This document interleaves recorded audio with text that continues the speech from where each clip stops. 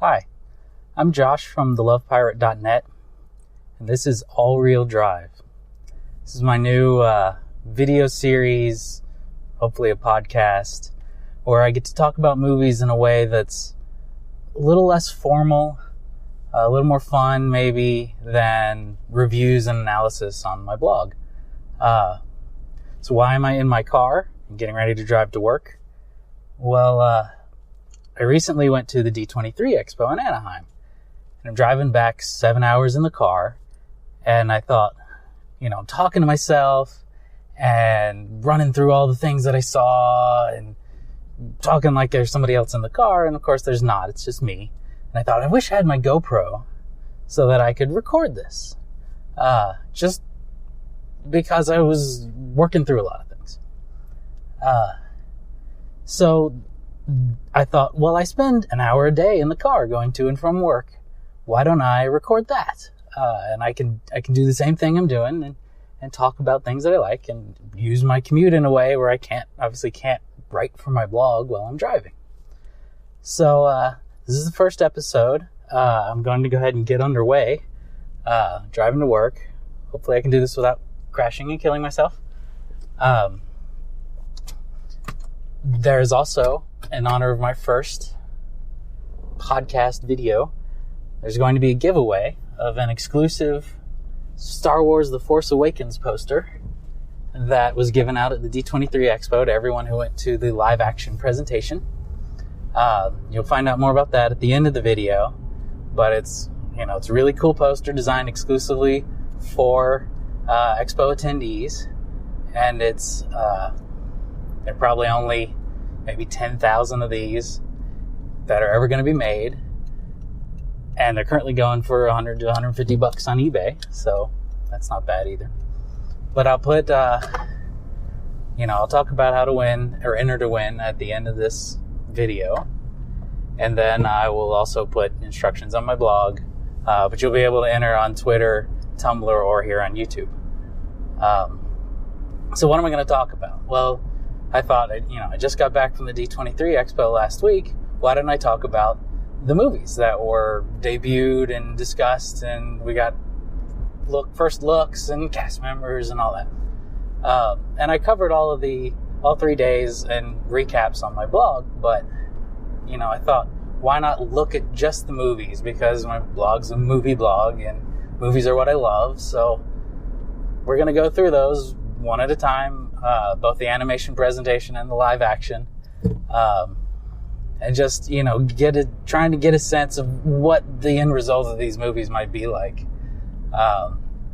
beyond just the couple of clips they showed or the concept art or the discussion of characters and what have you. Let me interrupt myself for a second again, just to point out that this is part B of the first episode of All Real Drive.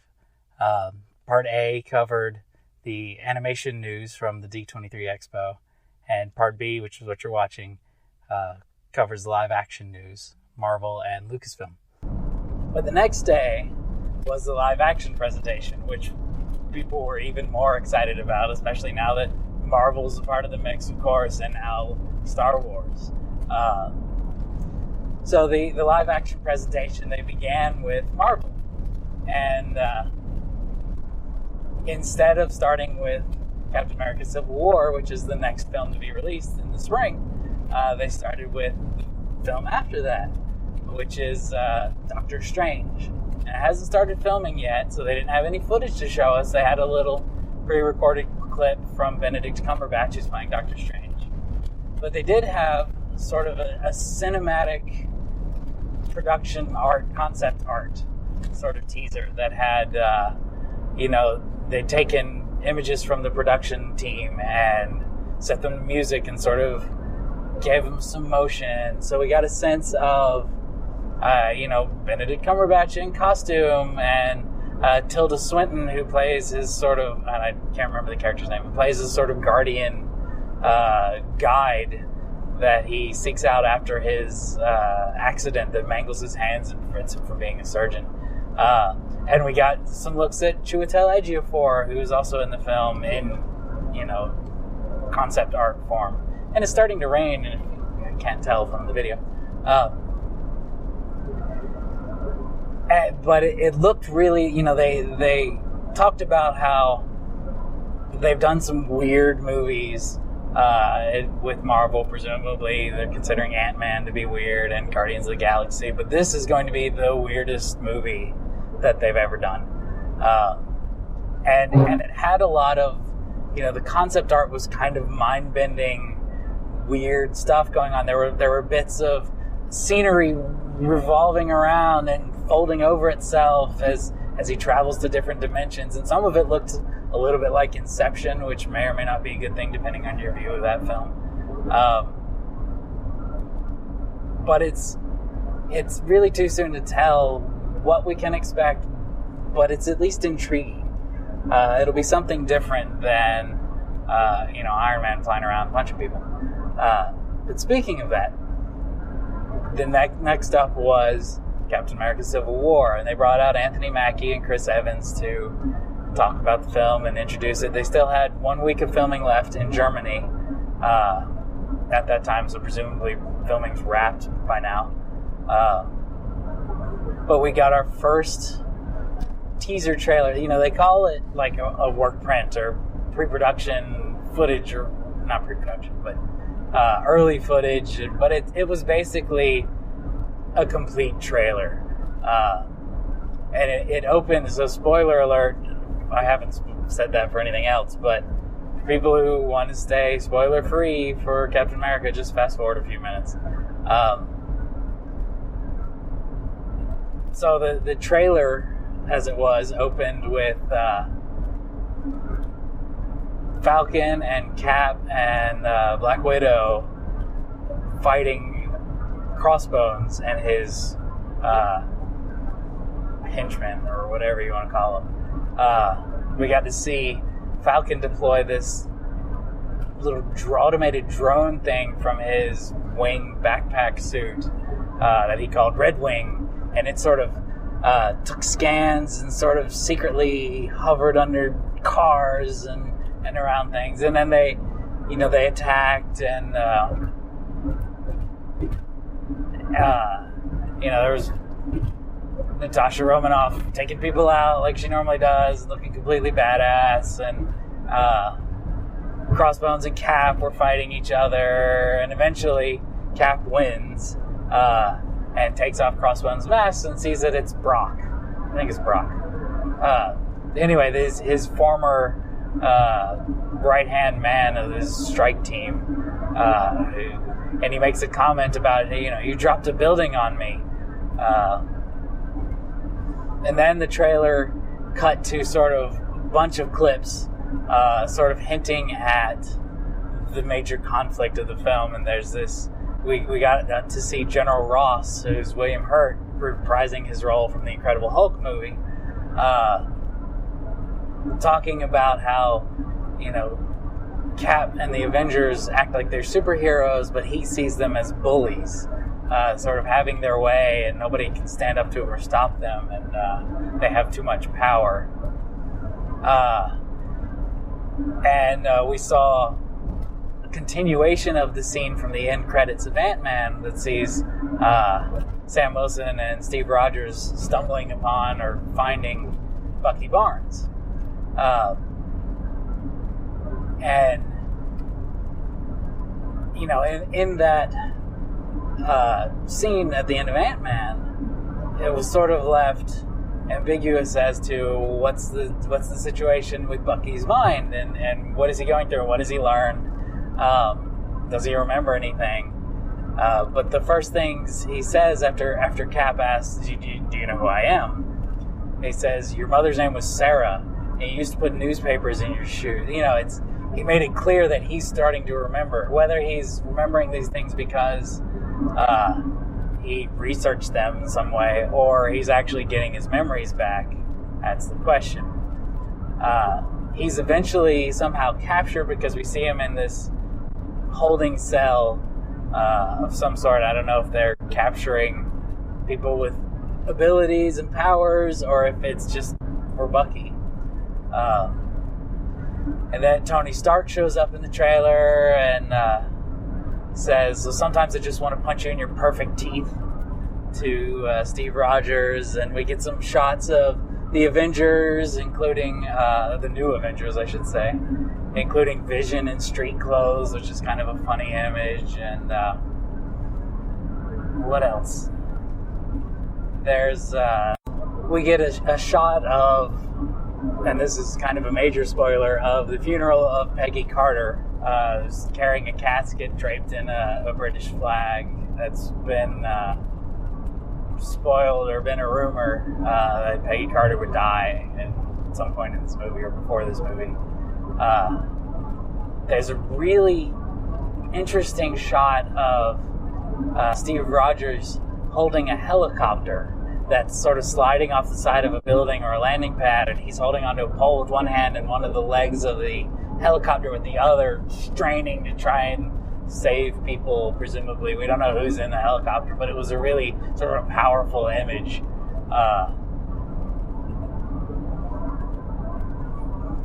Let's see.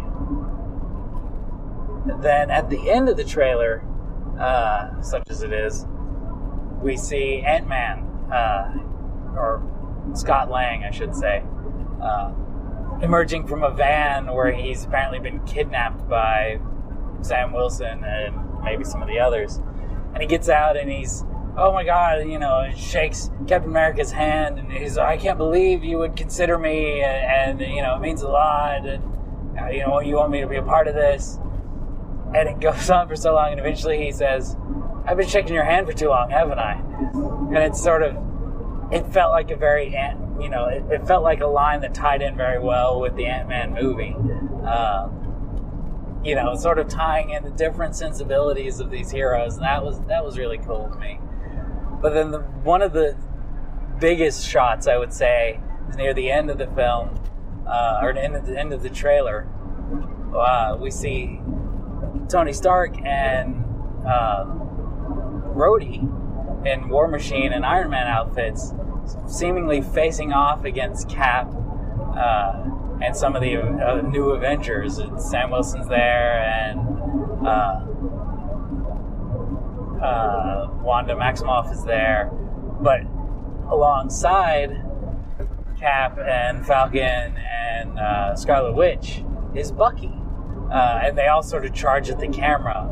So, we obviously don't know the specifics of the situation, but it appears at some point in the story, Bucky's going to team up with Cap and the heroes I'm calling them the heroes, and Tony and Rhodey the villains, but I don't think it'll actually work out that way. I think at some point the whole team is going to team up to face someone else that we haven't heard about yet.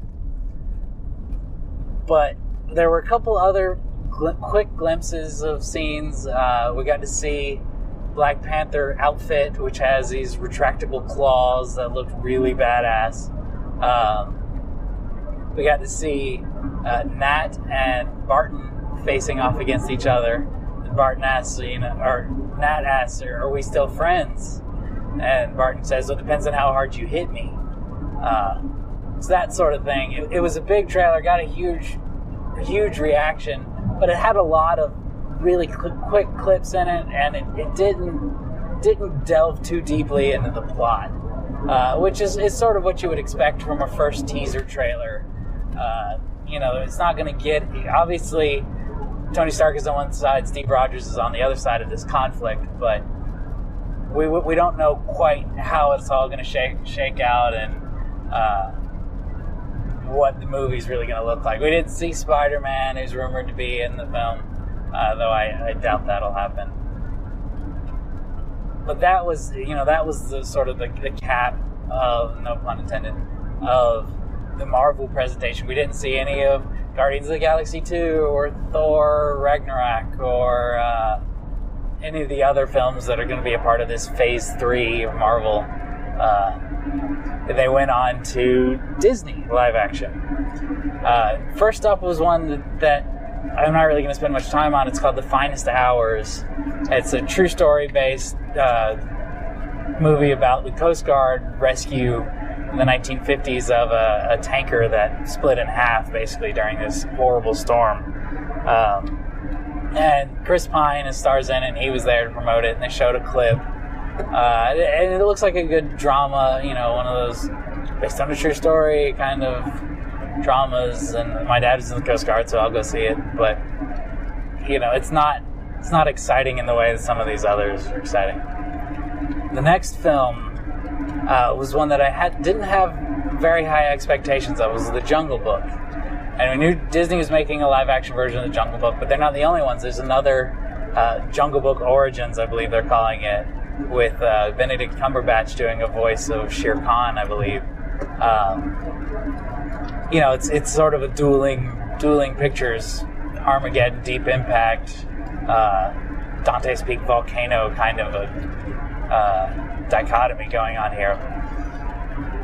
And they brought out Neil Settee, who is playing Mowgli in this new live-action Jungle Book from Disney, and Jon Favreau, who's the director, and Lupita Nyong'o, who's voicing Mowgli's wolf mother, adopted wolf mother, Ben Kingsley, who is Bagheera, the panther. And they talked about, the experience of filming it, and some of them hadn't even met each other before this, but they did motion capture, but it's not fully motion capture. It's still it's computer animated, and it's really visually real looking, but it's not, it's not full on like Avatar motion capture or performance capture. There is some sort of animation going on too, some artistry. Jon Favreau talked a lot about, wanting to be sort of faithful to Rudyard Kipling's book, but also wanting to live up to the legacy of the 1967 Disney animated Jungle Book, which is most people's introduction to the story, and most people probably haven't read Kipling anyway. So he's trying to strike a balance between those. So, he says it's still too early in production, he doesn't have any footage, but he does debut the teaser poster image, and everyone's going to get one, and that's great. But then Alan Horn, who's hosting the live action presentation, says, "We're sure there's not any footage." So okay, fine. I did bring some, and it's early. It's like a work in progress, which you couldn't tell because it looked stunning. But so they showed this basically a teaser trailer for the Jungle Book, and it's going along sort of as you expect. There's Mowgli, and he's an orphan, and it sort of talks about humans and fire and how it destroys things and consumes the jungle, and he's raised by wolves, and then Bagheera sets him out to take him back to his people. But things got, and it's narrated. There are a lot of the voiceover in the trailer is Scarlett Johansson, who is voicing Kaa the snake. And it looks really pretty, and it looks like, what you would expect a live-action Jungle Book to look like. And then it gets to Mowgli gets separated from Bagheera and wakes up with a bear in his face. And it's Baloo, who's voiced by Bill Murray, which is as perfect casting as I thought I could ever imagine. So Baloo, takes him under his wing, or under his paw, and is looking after him, and they're walking through the jungle, and Bill Murray starts singing to himself, "The bare necessities, the simple bare necessities, forget about your worries and your strife." And the entire audience just had this collective gasp. Nobody expected music from, and we don't know that the Jungle Book, live-action Jungle Book, is a musical, but nobody expected music from that movie to appear in this trailer. Everybody's just, and then it cuts to a shot of Baloo floating on his back down the river with Mowgli sitting on his stomach, which is an iconic shot from the Bare Necessities sequence of the 1967 Jungle Book. And he sort of Baloo whistles the tune again, and then the entire second half of the trailer is set to a really gorgeous instrumental version that's sort of slower and just builds of the bare necessities, which, it's kind of a goofy song. You don't think it can be this emotional thing, but people got really wrapped up in it, and I did too. And it's, you see Shere Khan is tracking them, and he of course wants to kill Mowgli. And then it goes through the voice cast with Ben Kingsley and Lupita Nyong'o and Idris Elba, who's voicing Shere Khan, and Scarlett Johansson and Bill Murray as Baloo. And then at the very end of the trailer, it says, "And Christopher Walken," and people cheered. And it cuts to a shot of just like a shadow with a little bit of light, and an orangutan paw comes out of the shadow. And Christopher Walken says, "Hi there, I'm the king.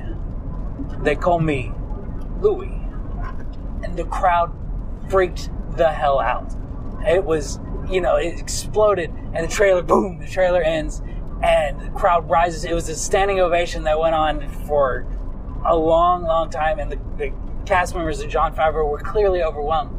And it was important to me because so much of this presentation had been built around Marvel and Lucasfilm that you sort of, for the big Disney fan like myself, you started going, all these people who are just here for that and don't care about Disney, the Disney that I love. And so it was so great to see not only a fantastic trailer that's paying homage to this legacy of the classic Disney movies, but also to see people really react to it in the standing ovation. There was no bigger cheer for a movie clip and that I saw the entire weekend than for the standing ovation for the Jungle Book trailer. Next up was the Alice in Wonderland sequel, live action Alice in Wonderland that was such a big hit 5 years ago now. That is called Alice Through the Looking Glass, and Mia Wasikowska, who is starred as Alice, is everybody's back. Helena Bonham Carter's back, Anne Hathaway, Johnny Depp, of course, Mia Wasikowska. We heard, we saw a sizzle reel, as they called it, that mostly served to introduce the story of the film, which is going to be based around the character of Time, who's a new character played by Sacha Baron Cohen, who I do not like. But it's basically a time travel movie, and it allows Alice to go back in time and see how the Mad Hatter became mad, for example. And there wasn't a lot to the sizzle reel. It was a lot of sort of clips of image visuals and imagery that looked great, but we're all used to by now, having watched, if you're like me and have watched Alice in Wonderland 500 times. But we did hear Alan Rickman's voice as Absalom, who is now a butterfly, who contacts Alice in the real world to come help the Mad Hatter find his, you could almost say find his muchness. But he's sort of lost who he is, and she's got to go back in time and set things right and find who he is. There's almost no Johnny Depp in the trailer or in the sizzle reel, which is intriguing. I don't know if he wanted a smaller part, but there is one line at the very end where Time comes up to the tea party, and the Hatter says, "I've always wondered when soon is." And it was a great sort of line that really felt like it belonged in this universe that they created in the first film. Next up was another Lupita Nyong'o film. It became sort of a running joke that she's in everything. She's a co-star in The Queen of Katwe, which is another true story drama that also stars David Oyelowo. I can never pronounce his name. The guy who should have won an Oscar for Selma. It's based on a true story of this missionary who went to Kenya, and he tried to, he started a school, and he tried to get, he started a soccer team to try and get people involved, but they weren't interested in soccer. So on a sort of a whim, I guess, he started a chess team. And in the process, discovered or helped this girl to discover her passion for chess. And her name is Fiona Mutesi, I believe. I'm at a stoplight, so I can look down now. Fiona Mutesi, who is a chess prodigy and a grandmaster now. And Lupita Nyong'o is going to play her mother. They didn't have any footage to show. They had a few images from the film. Kind of awkwardly, Alan Horn asked Lupita Nyong'o, who was there, what was it like going to Kenya, where this film takes place, and sort of seeing what it's like there? How did it affect your performance, and what it was like making the movie? And she said, well, I'm from a country next door. I already know. She was she didn't embarrass him or anything, but it was kind of an embarrassing question. It sort of makes you roll your eyes and cover your face in shame. Clearly he did not think that out before he asked it. The next film was another one we didn't get to see very much of. That is another live-action remake, this time of Pete's Dragon. I've seen Pete's Dragon several times, but I'm not the biggest fan. I know there are people out there who can, know it by heart, like I do with plenty of other movies. But it's, it's a great movie and one that I really like, but it's just not one that I ever developed this real connection to. But Bryce Dallas Howard is starring in it as one of the people who find Pete, little boy, in the woods, who, having presumably survived alone for years, but of course he's not alone, he's got a dragon. The film also has Robert Redford, which is quite the coup, and it looked... We saw some clips, but there was really no footage of the dragon. We saw a little bit of fur, but it was mostly Bryce Dallas Howard and Robert Redford discussing finding this boy.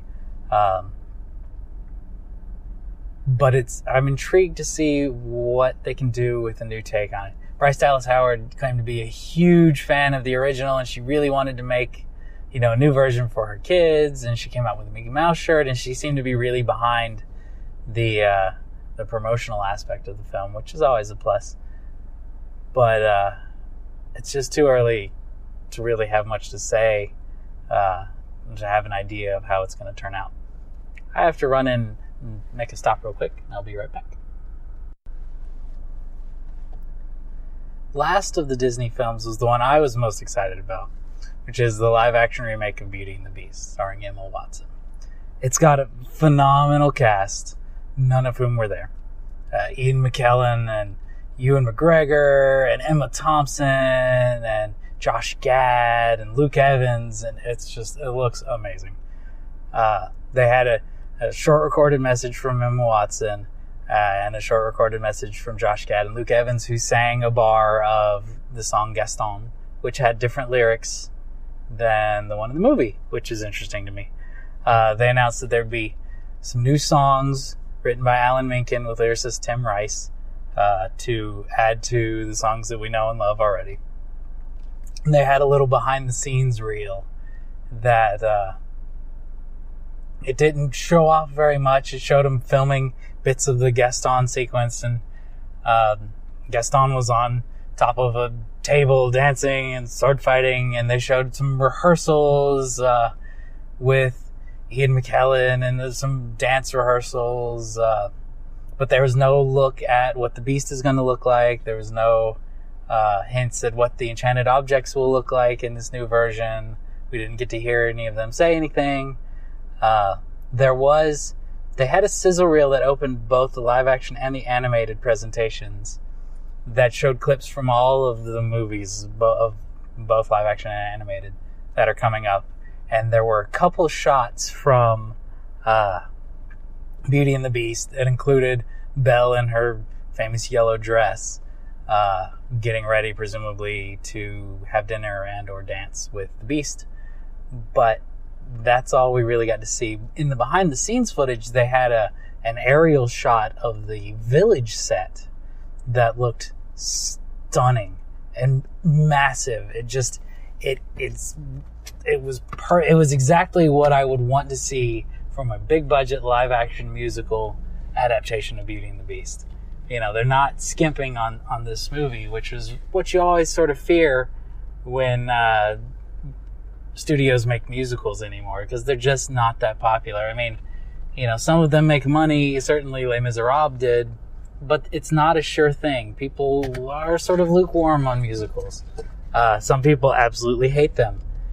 And some people, I just think, don't understand them, don't understand how they work. And certainly with Into the Woods, that was my experience. The moments that people chose to talk or check their cell phones were during the songs,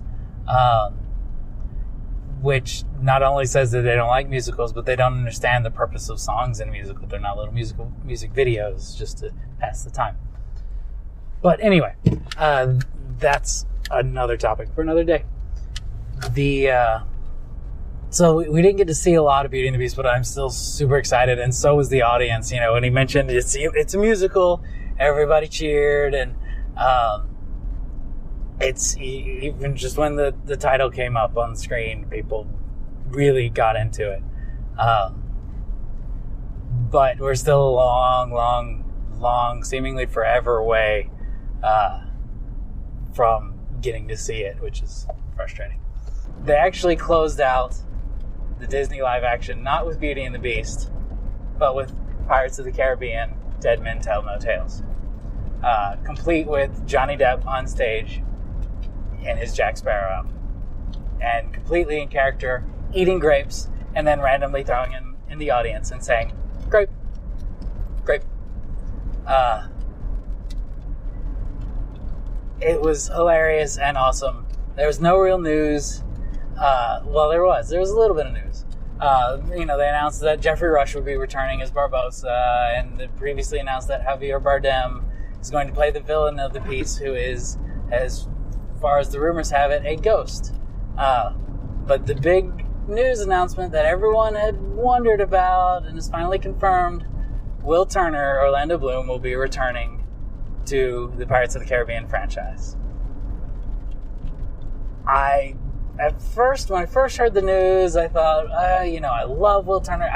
I've written more about the Pirates of the Caribbean movies than I have anything else on my blog. I've got 50 pages of analysis of the original trilogy, and I love these movies to death.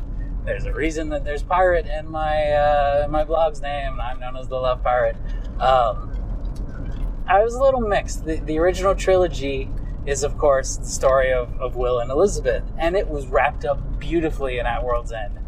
And I didn't want to see them open that up just to try and make more money, or just because Orlando Bloom wants back in, or because it'll be really popular. But I do think, particularly with the villain of Dead Men Tell No Tales being a ghost or a dead person of some sort, I do think that there's an opportunity for Will as the new, basically the new Davy Jones, as the person in charge of ferrying souls to the other side. I think there's a logical reason for him to return to the story. If Javier Bardem's character is some sort of escapee or someone who refused to go to the other side, it makes complete sense that Will would have to intervene in some way. And I'm already picturing the confrontation, or the first time Will and Jack reunite, with Will sort of this exasperated, "No, you've got to be kidding me" sort of look on his face, or alternately the "of course it's Jack Sparrow" look on his face, and Jack being, no, not Will Turner, he's too he's annoying. So there's definitely viscerally, this, for someone who loves these movies as much as I do, there's this sort of sense of, oh my God, Will Turner's coming back. But beyond that, I think they can do it in a way that's not going to ruin the beauty of Will and Elizabeth's journey together in the original trilogy, but that will still, will still fit in to this new movie and not feel like a cheap cash-in, which is what you always worry about, this sort of thing. And, obviously, no footage. They've been filming. I kind of hope we get a trailer, but, it's probably, you can't end something showing a trailer for a new movie after several other movies where you say we don't have any new footage. It's sort of contradictory, particularly as, movies, given movie release dates and all of that. But that concluded the live-action Disney Studios portion of the presentation, which just left Lucasfilm. Now, we'd already heard before the expo even started that they didn't bring any new footage. It's just, there wasn't time between Comic-Con and the expo to make any new footage, which was, of course, crap. But we did get some interesting new information. They showed a little video from Gareth Edwards, who is filming Star Wars Rogue One, the first of the sort of anthology movies, as they're calling them,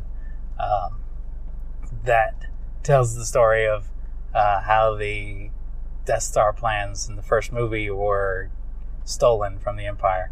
They had the first cast photo, which I'm sure you can find online, and they showed in his little video, he said, okay, we just finished filming the first shot, and they were in a desert somewhere, and we're gotta go get ready to film the second shot. And then they talked a little bit about the Han Solo origin story that Phil and Chris Lord, who directed the Lego movie, are going to be directing. And they didn't really talk any about Episode 8, which Rian Johnson is going to direct, but they did announce that Episode 9 would be directed by Colin Trevorrow, who directed Jurassic World, which is now the third highest grossing film of all time, knocking off The Avengers. Clearly, they don't have any hard feelings about that.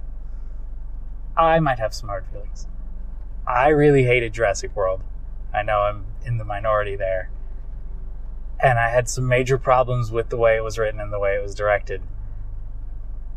And I've written more than my fair share on my blog about it.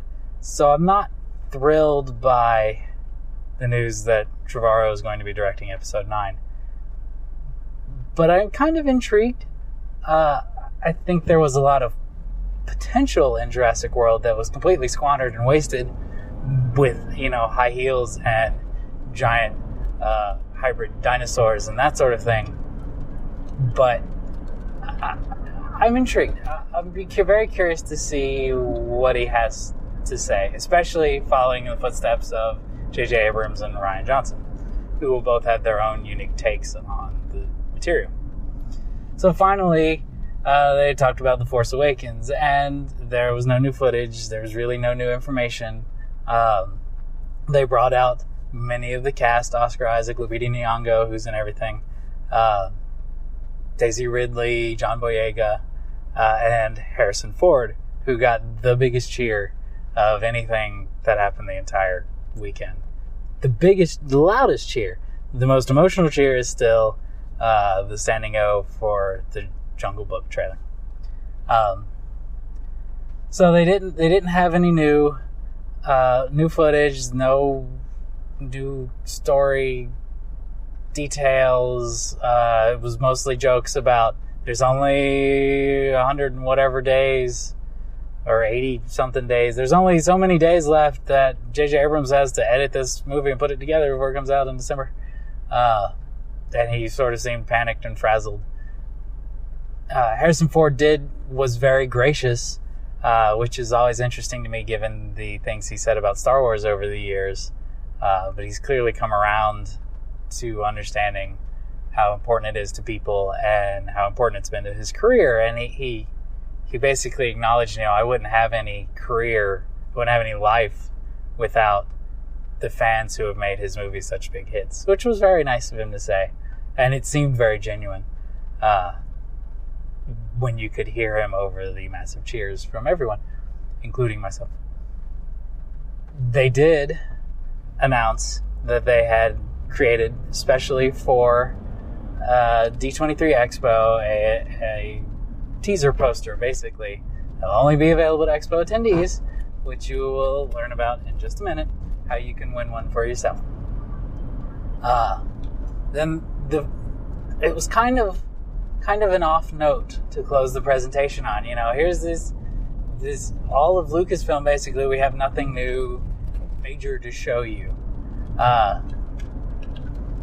So I think that's probably why Bob Iger came out and basically stole the thunder of the Parks and Resorts presentation, which was coming up later in the afternoon, by announcing Star Wars Land, which I'm sure you've heard or seen about by now all over the news.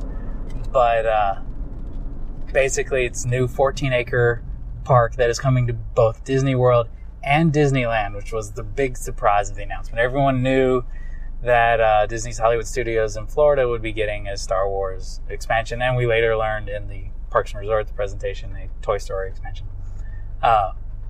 But nobody, as far as I know, anticipated an announcement for Disneyland as well. I don't know where they're going to get 14 acres to build this new land.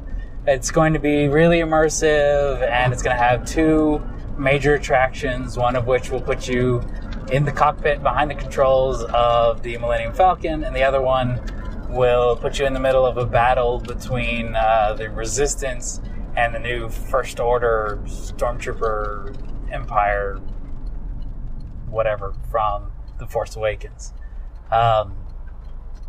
And that announcement got huge cheers, and I'm sure it really, really angered the Parks and Resorts people who had to go later that afternoon and follow their biggest piece of news with smaller pieces of news.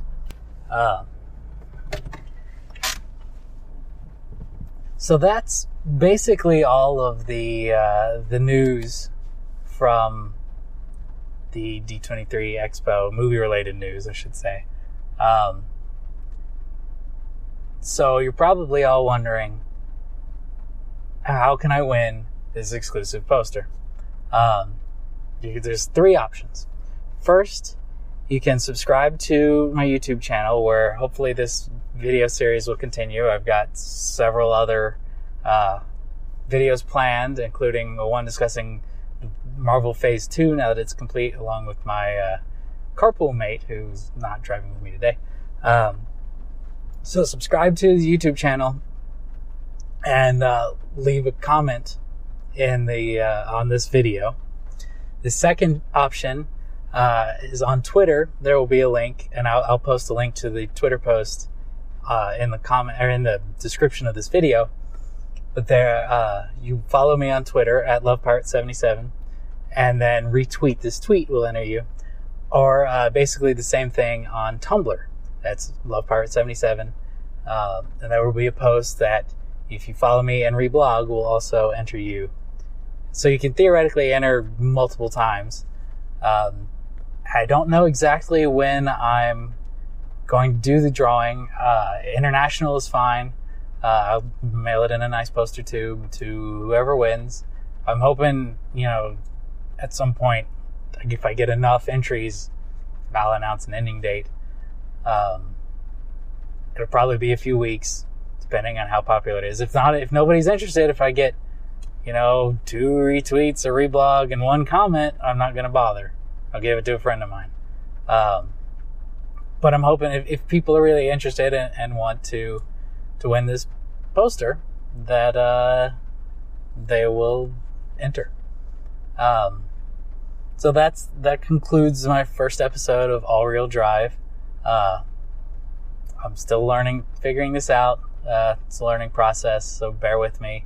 But I really do like getting to talk sort of off the cuff about movies, because I love them and I'm really passionate about them. And it can be hard sometimes to find the time to write out all the things that I want to write for my blog. So it's nice to use this time when I'm in the car an hour a day. I'm not going to do this every day, but to use this time to sort of let all of this out that I sort of keep bottled up inside myself and I don't get a chance to express. So, if you liked, even if you don't want to win the poster, if you liked the video or if you listened to the audio, leave me a comment. If you don't like it, keep your comments to yourself. No. If you got any suggestions, please let me know. I'm doing this because I love it. I'm not making any money. I wish I was. But it's just a nice, another way for me to connect to people and to be able to talk about something I love. So, thanks for tuning in. You can check out, I'll put links to, some of the pertinent articles on my blog, recaps of D23 Expo and such in the description of this video. I'll also post the video and the audio podcasts on my blog. And, you can follow me on Twitter, on Tumblr, follow my blog. You can subscribe to the YouTube channel. And hopefully I'll hear from you. Thanks again, and see you next time. Thanks again for watching. In case you missed it, episode 1A had the animation news from the D23 Expo. You can check that out. Be sure to check out my blog at thelovepirate.net. You can also follow me on Twitter or Tumblr at lovepirate77. And be sure to come back soon for a new video. Thanks.